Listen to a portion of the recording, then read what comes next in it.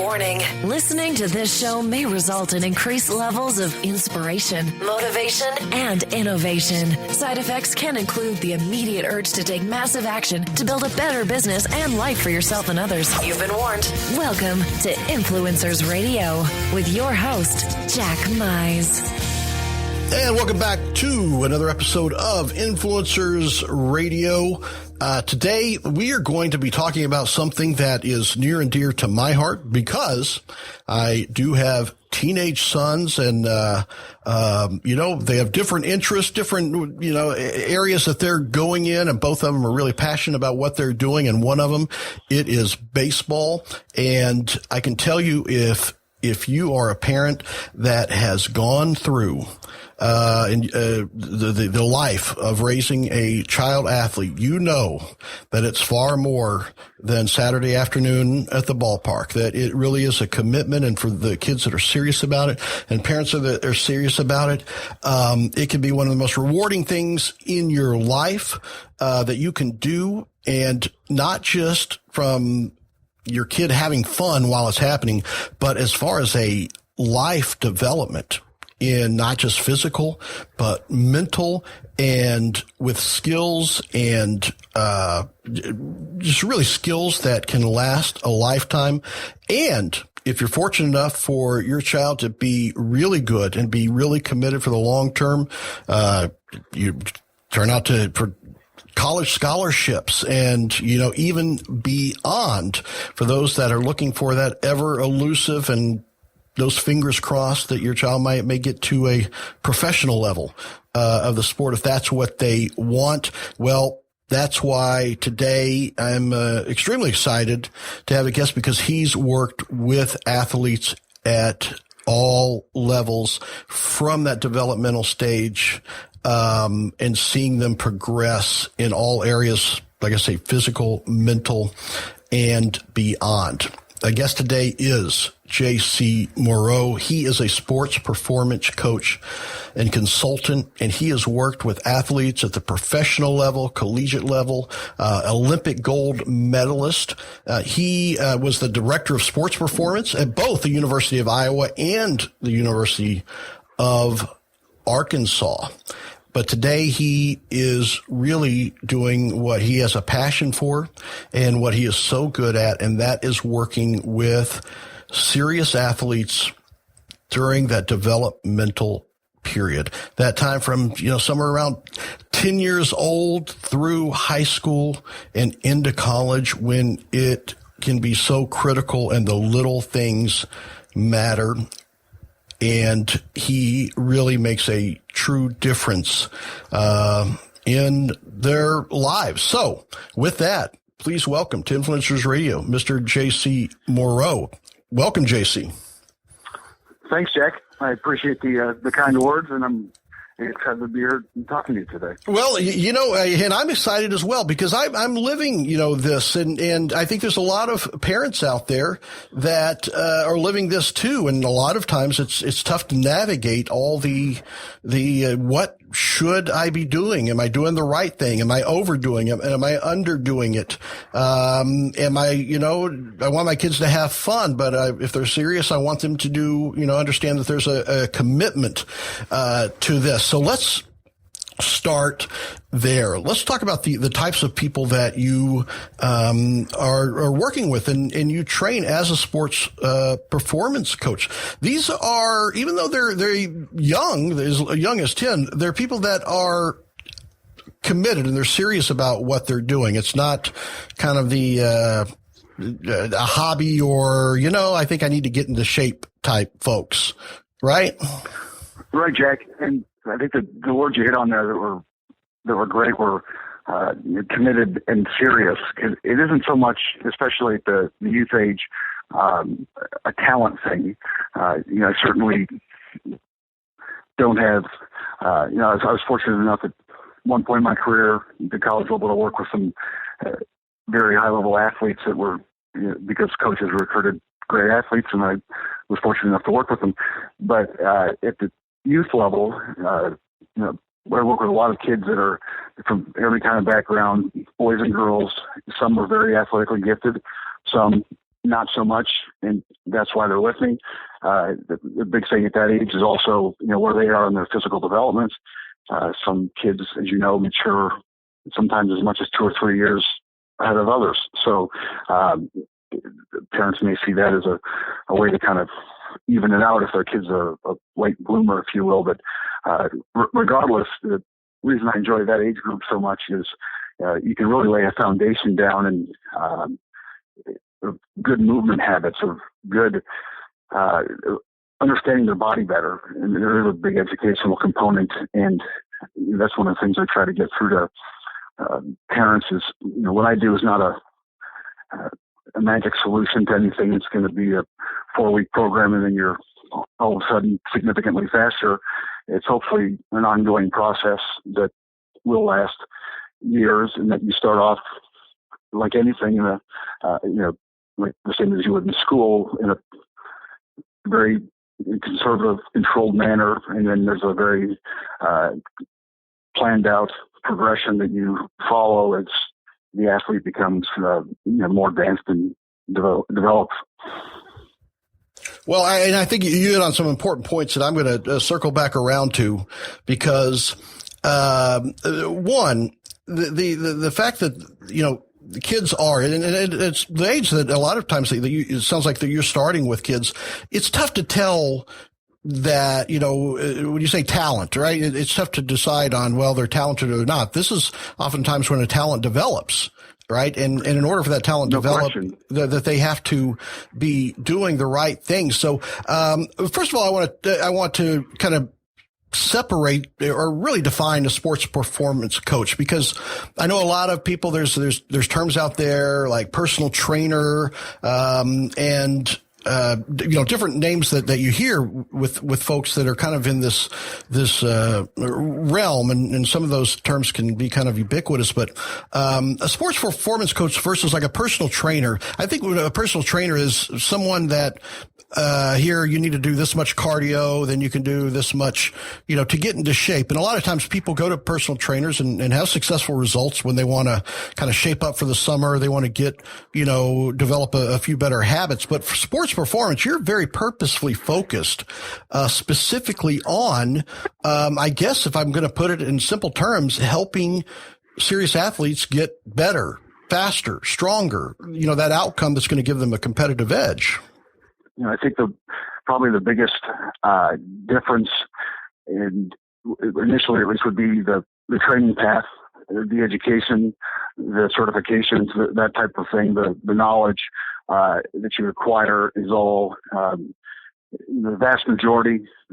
At the college level, every sports performance coach, you can't be hired without at least a BA or a 4-year degree, and usually it's in some sort of related topic, exercise science or kinesiology or something like that. You usually get higher up the ladder and be a head coach at a Division I school. Most people have an advanced degree, a master's or whatnot. The certifications for sports performance are definitely different than they are for personal training. They deal more with, athletic development, energy systems, and analyzing movement and correcting it, preventing injury, and then maximizing their potential as an athlete, so that it's not really just for you to be a better baseball player, it's for you to be a better athlete. And I don't work on the baseball skill. You do that at baseball practice, but there should be a carryover from what we're doing to whatever sport it is you're playing. And I think that right there is something I want to get into, sports performance, because that's not what you do. A baseball player comes to you, a softball player, a golfer, a football player. It's not that you are helping them with the tactical pieces of each one of those sports, right? I think you hit it, the nail on the head right there when you said you help them become a better athlete.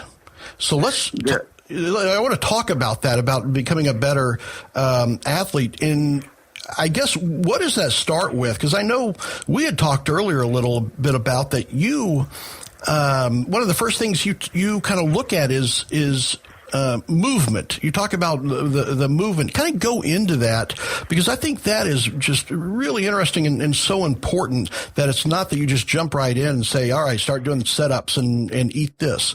Talk about that first kind of assessment area that when you're looking at someone. Yeah, Jack, the first thing I would add is, and I can touch on later, is that the term sports specific gets thrown around a lot, and a lot of parents and athletes are looking for that sports specific sports performance coach who's an expert with baseball per se. But really, as kids are in that developmental stage, but at any point in their development, if they're just starting out, the first thing you really need to do is assess movement, and there's different ways of doing that. In my case, I have a certification with a particular organization that's, I think, very well respected in that area, because if the athlete can't move through certain ranges of motion, can't balance themselves in certain positions, you're really looking to find stability or instability or lack of mobility on left, right, front, back, before they can move properly, and then they're structurally balanced is the term I like to use, because if you're not, and you have some asymmetry, it's a red flag for possible injury. You need to correct those things and correct that movement before you introduce a load or start lifting weights, if you will. Otherwise, it's just irresponsible, because you're just hurting yourself. If you're putting weight on your back and moving through a improper movement or range of motion, it's just doing damage to your body, instead of what the whole purpose should be, which is to make you stronger and more resistant to injury.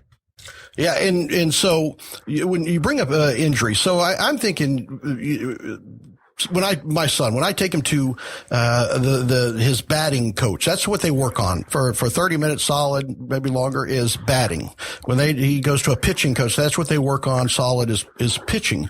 But I think in the big picture, there's a lot of things that go into him being a better baseball player that isn't those specific movements. And you talk about injury. When you're working with someone to be a better athlete, it's not just about, I guess, them getting stronger or building their muscles or that, but being, I guess, what would the word be? Resilient? I think physically resilient is a good way of putting it. And again, I go back to that structural balance, postural integrity. I mean, that a lot of those things are also the foundation of being a better athlete, of having good athletic movement. When with the injury prevention component specifically, that to me is often what's very sports specific. When you're working with a baseball player, you're obviously going to pay extra attention to, the shoulder blades and the rotator cuff and that shoulder girdle health. And a lot of what you're going to do is actually going to be to counteract the movement that they're doing over and over and over. So we're certainly not going to. Sometimes a few years ago, I actually had a softball coach that had gone to a convention and came back with a bat handle with a screw on the end that you could latch on to a pulley, the pulley weight machine, like the lat pull downs or low rows or tricep press downs are on in the weight room. If you're familiar with that, you could latch it onto it and then swing, 10, 15, 20, 30 pounds. And I just thought, that's the most ridiculous thing I've ever seen, because what's it going to do to your swing mechanics? I mean, swinging that heavy of an implement is not going to make you swing better. So what we're usually working on from an injury prevention standpoint is to counter the movement that you're doing so frequently. When I reference postural integrity, a lot of that is just with I found kids these age, and I think a lot of parents, are aware of this. They're not as active as they used to be. And I'm talking even, at 4, 5, and 6, where they're not developing some of the natural strength and natural posture that, you need to have. And ironically enough, or unfortunately enough, that posture is also a key component to remaining healthy while playing sports. And it's also an absolute must in terms of developing maximum speed and jumping ability. If you think of a 100-meter dash sprinter in the Olympics, their posture is just ridiculously perfect. They walk around like peacocks.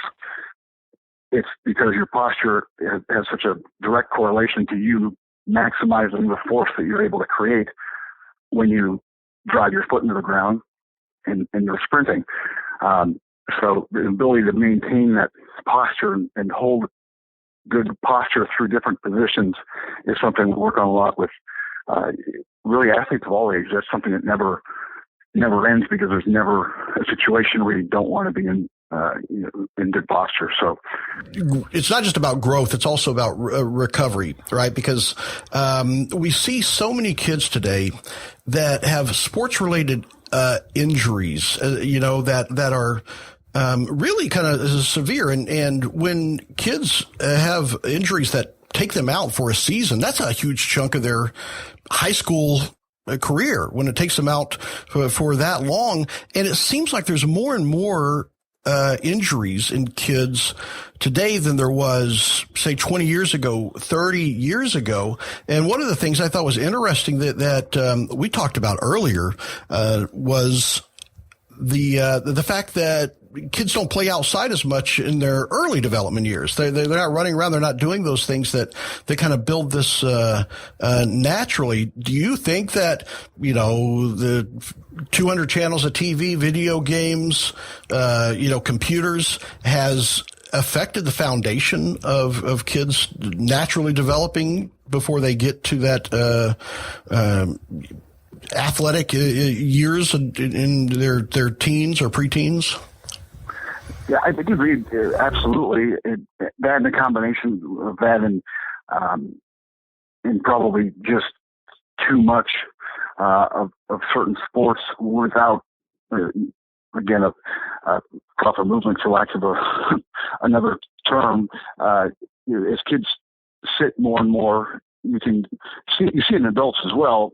Slouch shoulders forward is one sign, and then when somebody's hips, if they're standing up, their butt kind of shoots back a little, and that happens because their glutes don't fire correctly. And going back to the posture, your perfect posture would be just standing up as tall as you can. So your belly button's in, your chest is out, your shoulder blades are back, your glutes are tight. You're just standing as tall as possible.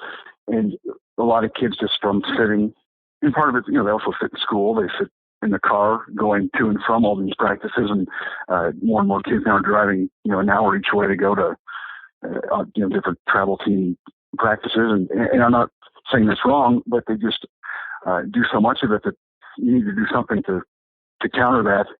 Or again, if your posture isn't good, A, you'll never maximize your athletic potential, and B, your risk for injury does go up significantly.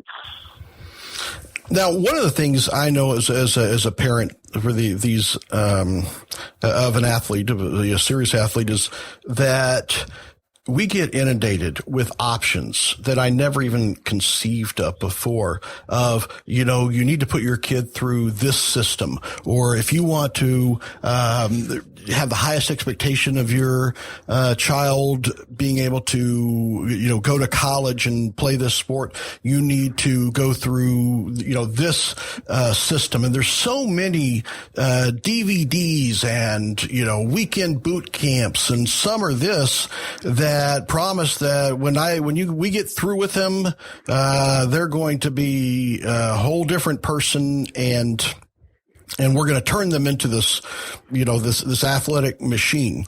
One of the things that really strikes me, impresses me about you is that there are no easy magic buttons for this type of thing, or weekend transitions.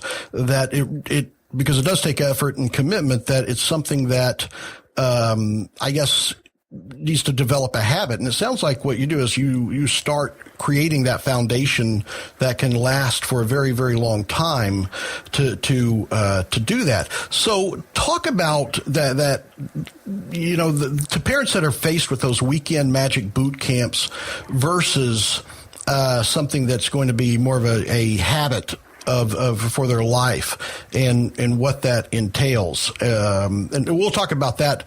I'll actually follow up, but kind of the difference between that mindset and when they're faced with choices of should I, spend my budget on this or should I do this? Because they all want to do the best for their child. Right. And that is, especially with the internet, there's so much information out there, and some of it's good and some of it's not. When faced with one of those decisions or choices, one of the first things that I would suggest is also finding out about the person who's leading it, who's coaching it.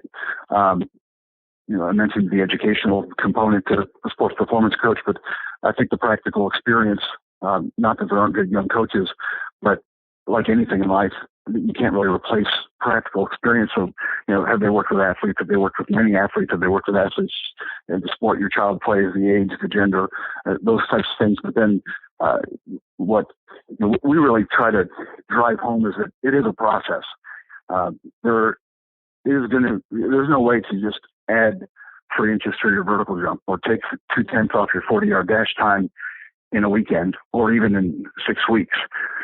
If anybody does that, and I know people that have done that type of thing at camps, and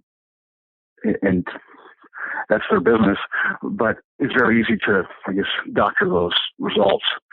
So I focus less on those, especially with younger kids. With high school age kids, it's more important because they will go to summer combines and those types of things where they need to be able to perform those tests and do them well.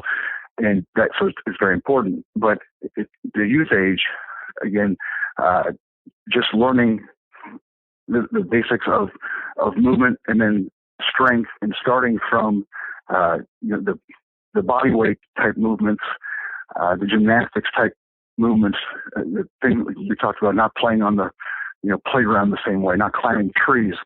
What that used to help with was grip strength, your posture again, being able to just control your own body weight. A lot of kids struggle with that. So working on those skills, not necessarily when you're younger. There's some 15-year-olds and college kids that come in, they're great athletes, are just blessed with that, but they don't have very good control of their body, and they don't know how to use some of the strength that they do have, firing patterns and different things in the lower body. And I could get a little too specific, but once they do, it's amazing because it's like a switch goes off and all of a sudden they're that much better. But it's really getting the parent and the child for both of them to understand that it's a process, that it really should be ongoing.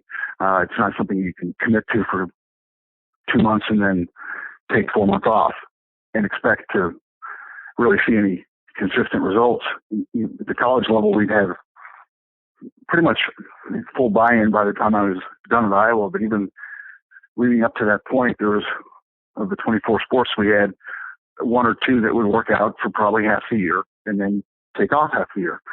And they were sports that were kind of non-traditional weight room sports. But again, going back to athletic development, every sport benefited tremendously. People wouldn't associate golf so much with sports performance training, but I think that changed with Tiger Woods. And one of the athletes I'm the most proud to have worked with is Stacey Lewis, who came into Arkansas as a thin little girl from the woodlands in Texas with a rod in her back. A very just an average player, was moderately recruited, and her senior year shot a 66 in the final round of the NCAA national championships and won a national championship. And last year she won the British Open, and she was just a model of consistency. The reason she's a great golfer is she's very consistent. She learned how to work. She learned how to work and practice and train and just does it. Doesn't have highs, doesn't have lows. Understands that it's just a very workmanlike attitude. And she also was able to develop some intangible traits that help her in golf. And I like to think that the stuff we work on, when you get people to push themselves out of the comfort zone, when you get them to, if they're with a teammate, be accountable to each other, the discipline of it all, they're all skills that obviously, help you in life well beyond sport.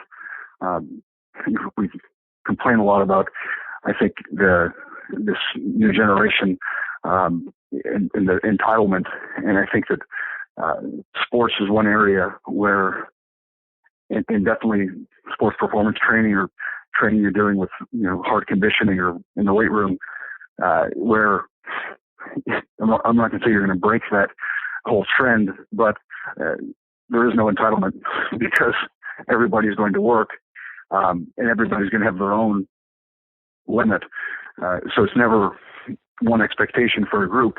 There's expectations on each individual, and you need to learn to push yourself a little further, a little further, a little further. And again, it's just a process that goes on, and some pick it up quicker than others. But ultimately, anybody who embraces that process will reap the rewards of it. And I like to think they'll also see benefits well into adulthood, and maybe look back on it much more fondly than they did at the time when they were miserable, running at 6 a.m. or something like that.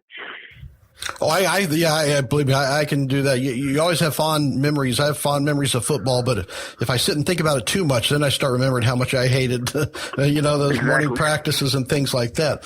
Well, I think you brought some things up that I really want to kind of dig into here is that, when people do go, these weekend kind of boot camps and things like that, they seem to be very, very focused on the mechanical, on the tactical piece of the specific sport.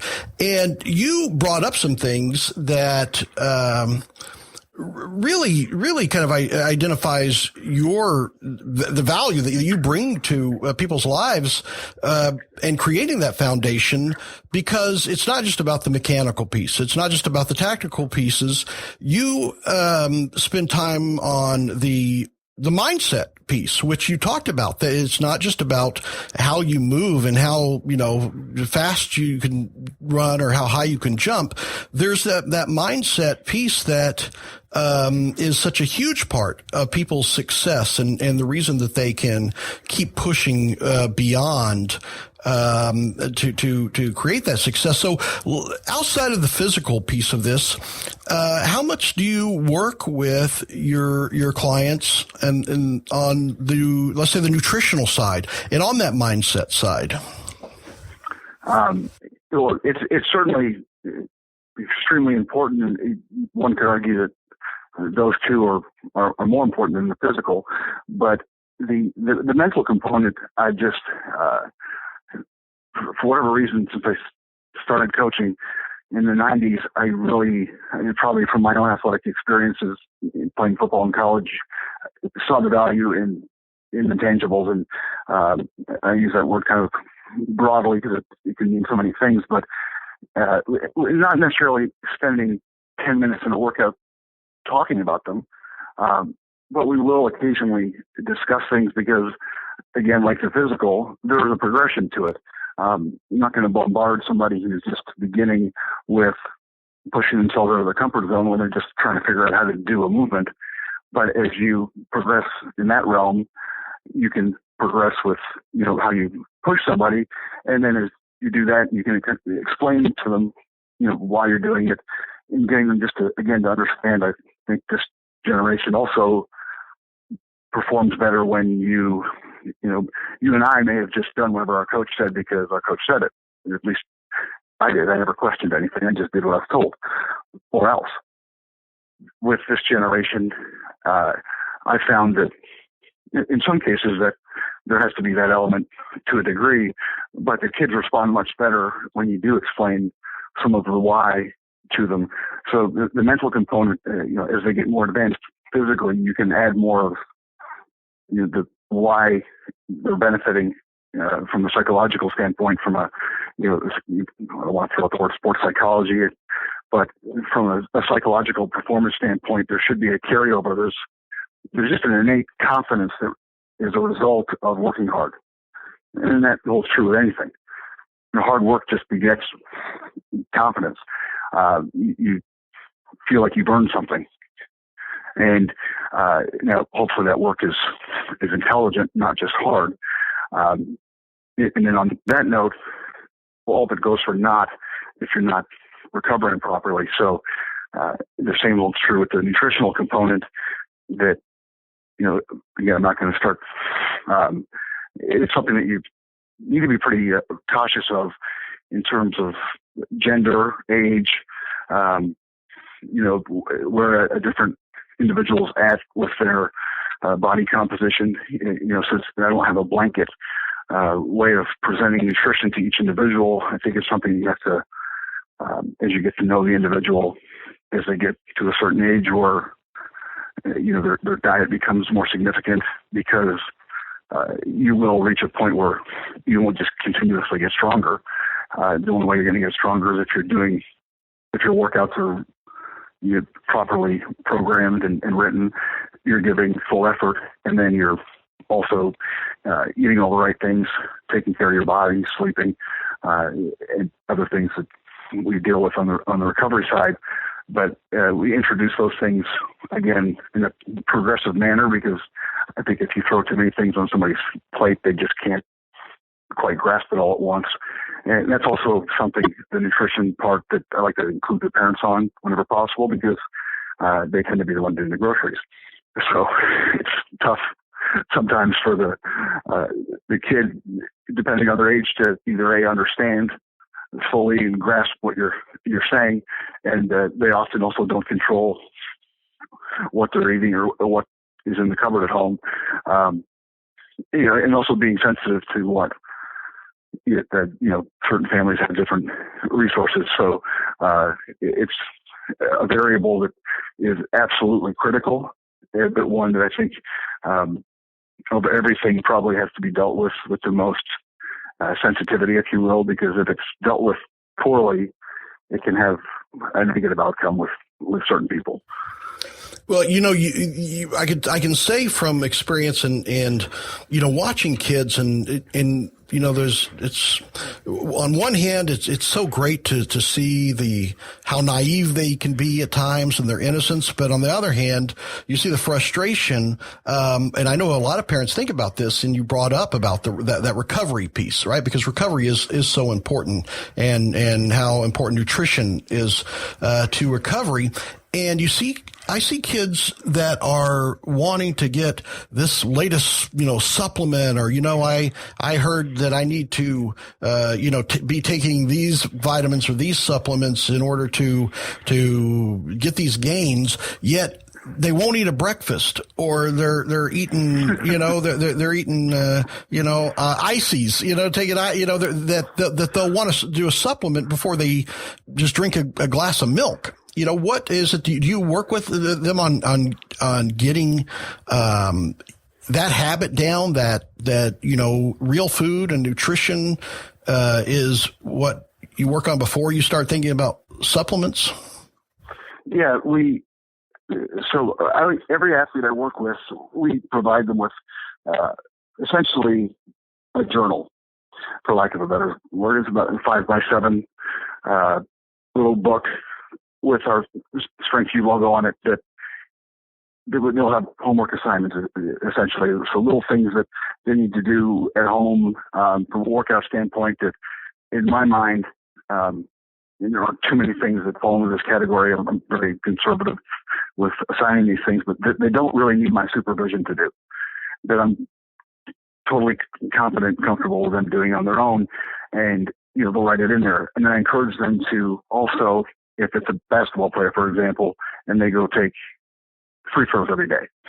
They go to the gym, maybe they have a hoop at their house, and they take 100 free throws every day. Something of that nature, because I think that's something they should do. I also think it's important that they track how many of them they make, because practice doesn't make perfect. Perfect practice makes perfect. And if you're just going through motions, you're just kind of wasting time.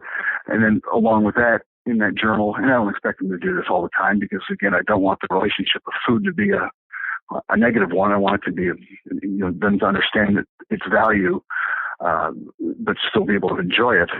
And with most kids, that's the case. They're not eating often enough, and they're not getting enough protein. So just having them, track down or journal what they eat for 3 days, and maybe do that every, couple months or 3. It just depends on the individual.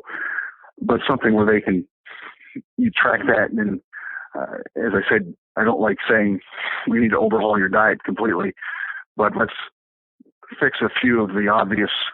Usually in 3 days, you can kind of see some trends, whether it be timing, not eating frequently enough, or just missing certain food groups altogether. And once they get those things down and they're at a training level where they're more advanced, so their diet's now adequate to good, and they're training at a more advanced level, we'll talk about supplements, because there definitely are some that work. But if you're not eating properly and your training is not at a point where you really need it, it's a waste of money. But again, there's so much crap out there that I do want to. I'm not naive enough to think it's something they're going to ignore. I know that, especially in high school, that I don't want to say the majority, but a very large percentage of boys, especially, are taking some form of supplements. So I think it really is, it'd be irresponsible of me to not help educate them on, what works, what doesn't work, what's safe, what, recommended dose versus that the company would like you to take versus what's actually needed. And that's just always been something I've had a very keen interest in, is nutrition and supplementation. So I feel quite well versed in it, if you will, and